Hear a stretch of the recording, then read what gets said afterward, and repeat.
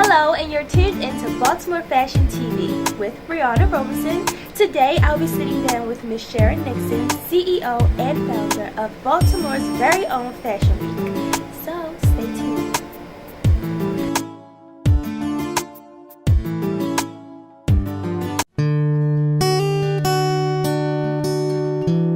I guess Sharan Nixon is, well, first of all, she's very independent, very headstrong, can be stubborn, perfectionist, OCDer, and just no nonsense. I mean, my belief in life, it is what it is. And for a long time, I was like, why are things happening to me? But then I realized that before I was even born, God designed my whole pathway.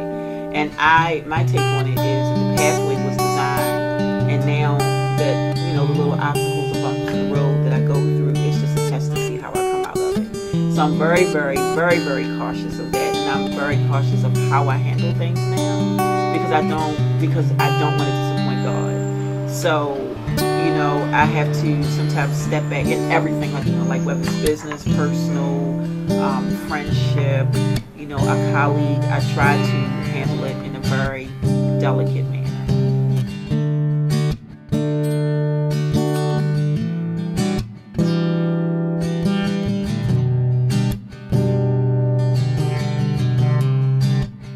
Most of the models that participate in Baltimore Fashion Week have never walked in the show. They're the best models to get. They're green. They don't have, when I say green, meaning that they don't have any type of style yet. And so they're still in the season of building themselves. That's why our models are so young. Like, our models start at 12. They're 12 years old, but they might be 5, 8, 5, 9. And so we have a model that's walking with us this year, and 14. I remember when she first, I was just talking to my mother about it the other day, when she first auditioned for us. Robert Mercer was our runway coach, and he was the one that ripped me. When I say rip, that's a good thing. It means he checked me and told me what I needed to do wrong. You need to fix this. And he's very, very, very firm and very good at what he does. And he had to be part of my team.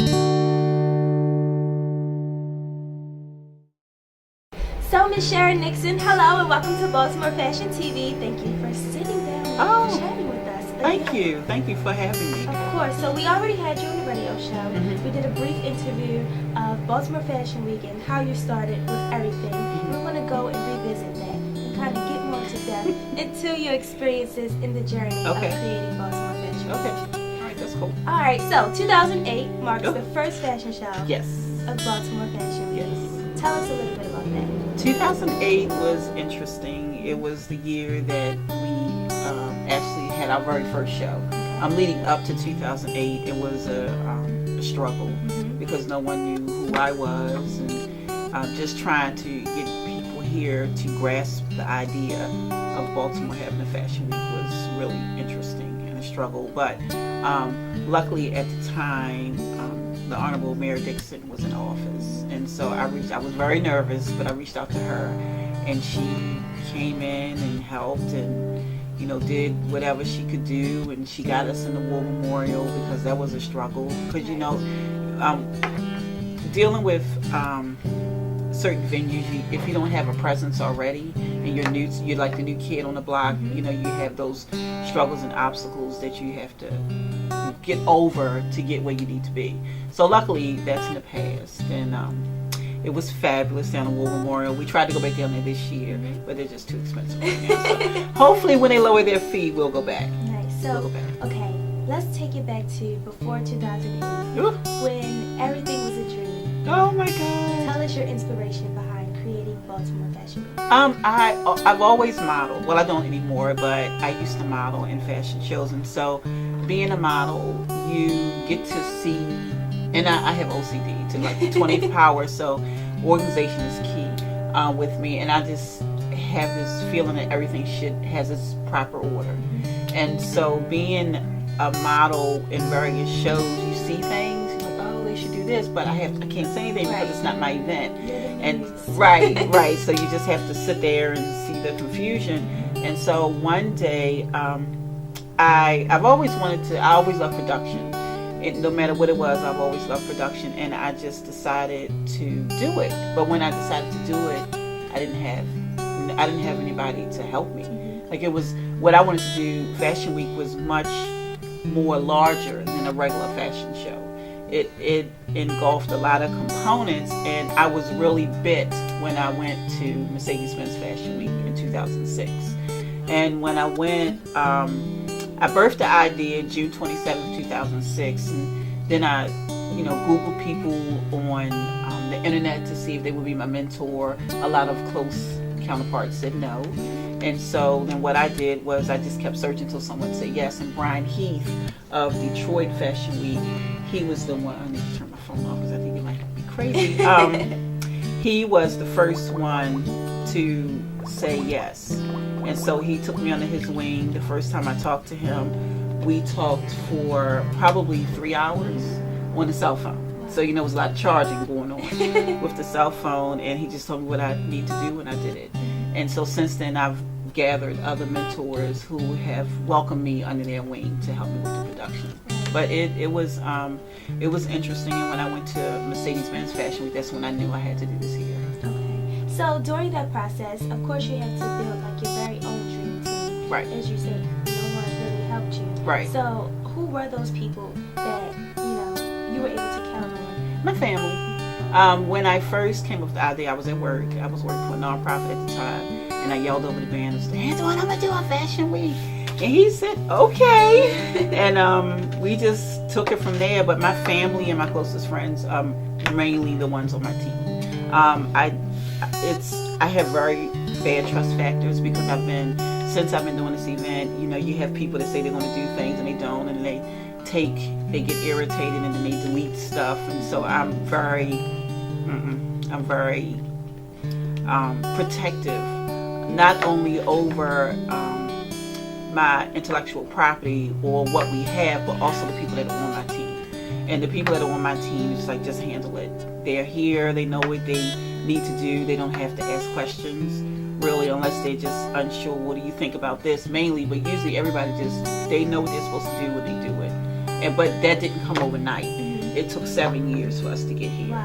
So when it really came about when I started my foundation called the Fashion Umbrella Foundation, that's when I knew that the team I had now was the team I probably have until I leave this earth. And they'll probably be here to carry on my dream and vision once I'm gone. Nice. So, yeah. Oh, that's impressive. So, do you do any more preparation as far as like taking classes at a college? No. And to be honest, I went to college and I stopped because it became a financial challenge. And so I've always wanted to go back, and I left college because I was in a marketing class, and the teacher was teaching a class, and he was teaching a class and saying things that I didn't agree with. And so I talked to him after the class, and I said, I just don't agree with you. What you're saying is not realistic. It's book things, but when you're teaching marketing, you have to keep it real and you have to talk real. And so we had a brief conversation, and he said, you know what, you really should be teaching a class. And that was the last day I went. Wow. I passed the class, but I didn't go back. And I will go back one day, but I can't now because I just have too much on my plate. Right now, the Fashion Umbrella is my baby, and it's all about education. And so my goal, whether I go back and get my degree or not, is to make sure that everybody else starts the pathway and hopefully they can finish it. Because in life, obstacles come in the way, and sometimes you just can't finish. But that's not to say that you can't be successful, you can't live out your dream because you didn't finish college. Now, I'm not saying out there that you shouldn't go, because college is a huge thing now. Everybody wants you to have it. But, if something should happen, just don't give up on your dream. So 2006, you went to Mercedes-Benz Fashion. Yes, You said, I had to bring this to Baltimore. You had got some mentors. Yes. You developed a dream team. Yes. What was next? Next was to find, after 2006, it's a lot of marketing.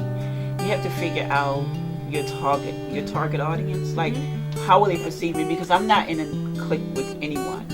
My circle is extremely small. It's family and, like I said, friends. Like the people that are on my team, the people I hang with. And I always tell people, if you haven't been to my house, then we're not really that cool. You're just a colleague. So it was. What was the question again? What was next? After Oh, what was next? Okay, so the next thing was how to get it to the people with no money, because I was working. I didn't have any school. We really didn't get our first real sponsor, and it was the MTA until 2011. Before then, I pretty much paid for everything, and I'm still paying for everything. Not everything. We getting sponsors on board, but MTA in 2011 was our very first sponsor, and that was 3 years ago. So before then, whatever you heard, it was true. When you're paying for events out of your pocket, for it not to happen, it's just not an option. It's never an option, and everybody on my team knows it. They know it. If it doesn't happen, don't expect me to be here the next day, because I just couldn't walk around, with that shame and then have it on my family and friends. I'd rather be gone than to have that, because once you're dead, they talk about you for 2 weeks and they forget. So that was my spiel on that. But the marketing and getting the word to the people, it's still a challenge, because you need major dollars to do a proper marketing plan, a marketing campaign. You need at least $7,000. I can't even give tickets away on the radio because they want you to buy a plan. Like, I don't have money for a plan. Can't you I just want to give tickets away. Right. But you can't do that because they want you to buy a package. Of course. So after you found out your target market, who was your target market? Who did you want to appeal to? I wanted to appeal to anyone who loved fashion. My spiel with Baltimore Fashion Week is that if you love fashion, then this is the place for you. I'm not saying that everything will be on the runway is what you want to see.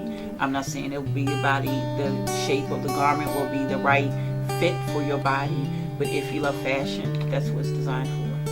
Okay. And what marketing tool did you find the most useful? Constant contact. Constant contact and social media is my best friend. Everything is hooked up through my phone. Everything's smartphones now. So I've switched, I don't know how many times, to change phones to keep up with the Joneses.